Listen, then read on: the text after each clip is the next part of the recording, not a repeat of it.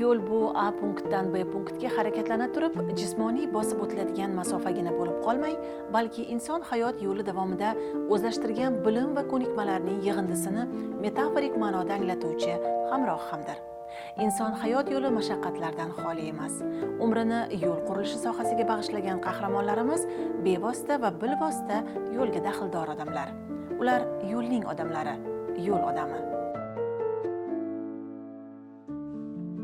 Men Narkozib Abdurash Beyimqulovich Baxmal tuman yo'llardan foydalanish davlat muassasasida 2011-yildan beri ishlab kelmoqdaman. Birinchi ish boshlaganida shu ustozlar bizga asfalt yo'llarni yotqizish, joriy ta'mirlash, saqlash, qishqiruv ishlarini qanday qilish, hisobotlar qanday qilinishi barini to'liq o'rgatgan. Bu yo'lning o'ziga yarasha mashaqqatlari bor. Barini yengib o'tishga harakat qilsa, qishda qish demaysiz, yozda yoz demaysiz. Issiqda issiq demaysiz, sovuqda sovuq demaysiz. Bizning Baxmal tuman yo'llardan foydalanish davlat muassasamizda 3 ta yo'l bo'limi bo'lib, jami 280 kilometr yo'lga xizmat qilamiz. Shundan 129 kilometr davlat ahamiyatdagi yo'l bo'lib, qolgani mahalliy ahamiyatdagi yo'l. Muassasamizda jami ishchilarga sharoitlar yaratilgan. Umuman yo'l bo'limida ishlash qanday? Mashaqqatli, qanday zavqli? Endi yo'l bo'limi sohasi bir taraflama mashaqqatli, bir taraflama mas'uliyatli. Mashaqqati nimada, mas'uliyati nimada? Mashaqqatda qishda qish demaysiz, sovuqda sovuq demaysiz. Uzluksiz 24 soat ishlagan kunlarimiz bo'ladi. Mas'uliyati nimada endi buning? Endi bizning tumanimiz tog'li hudud bo'lganligi uchun qish sal og'irroq keladi. Yaxmalak ko'p bo'ladi. Qor boshqa tumanlarga qaraganda haqiqatda qalin bo'ladi. Bizning tumanimiz tog'li hudud bo'lganligi uchun qish fasli sal erta holda boshlanadi va kechroq tugaydi. Ana shu vaqt ichida yo'llarni tozalash, muzlarga qarshi qum, shebin tuzarish va sepish ishlari amalga oshiriladi.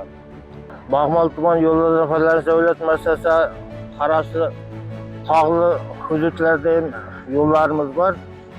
Masalan, 25/020 avtomobil yo'limizning ko'p qismi tog' oldidan, tog' bag'ridan o'tadi. Ana shu hududlarda qor ob-havoning issiqligini ermaydi. Ana shu yo'llarda kurash, yangi shebin, tuz aralashmalari sepish yo'li bilan ochiladi. Hammasi qo'lda ochiladi. Bu ob-havoning issiqligini ochiladigan yo'llarimiz. Ana shunday yerlarda yo'l ishchilarining mehnati bilinadi. Sizni oilangizda mana shu yo'l sohasiga qiziqqan odamlar bormi yana? Farzandlaringizdan, aka-ukalaringizdan?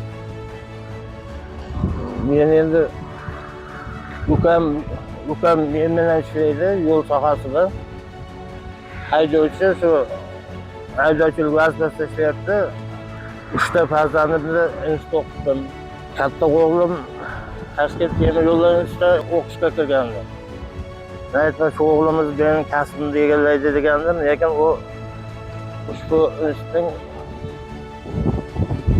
buxgalteriya va auditor yo'nalishi bo'yicha o'qitdan o'z yo'nalishida ishlayapti. Ikkinchi o'g'limiz laboratoriyada ishlayapti. Ular endi yo'l sohasiga sal bog'liq-ku.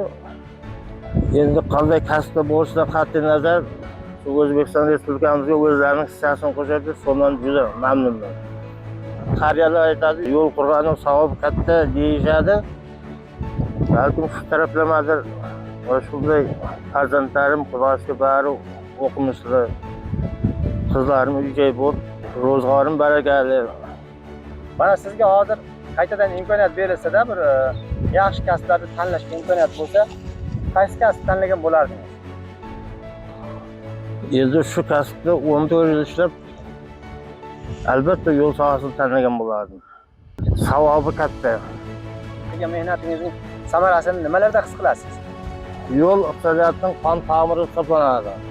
Hozir mana bizning Baxmal tuman yo'llardan faraj o'tmasamizni qarashib yo'llarimizni salkam to'liq ta'mirlab bo'ldik. Endi ushbu yo'llarda hozirgi vaqtda saqlash ishlari olib borilyapti. Albatta hammamiz birga saqlash ishlari bilan shug'ullanib, ushbu yo'lni asrashimiz shart. Maqsadimiz ushbu yo'llarni soz va ravon holda o'zimizning kelajagimizga qoldirish. Biz ushbu yo'llarni ravon holda saqlasak, kelajakda farzandlarimiz ushbu yo'llarda ravon holda yuradi. Yo'l sohasida ishlab bildimki, mana shu yo'l qurilishi tizimi tashkil topganiga 100 yil bo'ldi. Shu fursatdan foydalanib, jamiki O'zbekiston Respublikasi jami yo'lchilarni ushbu bayram bilan tabriklayman. Kelgusida mana shu yo'llarimiz xalqimizning farovonligiga xizmat qilsin.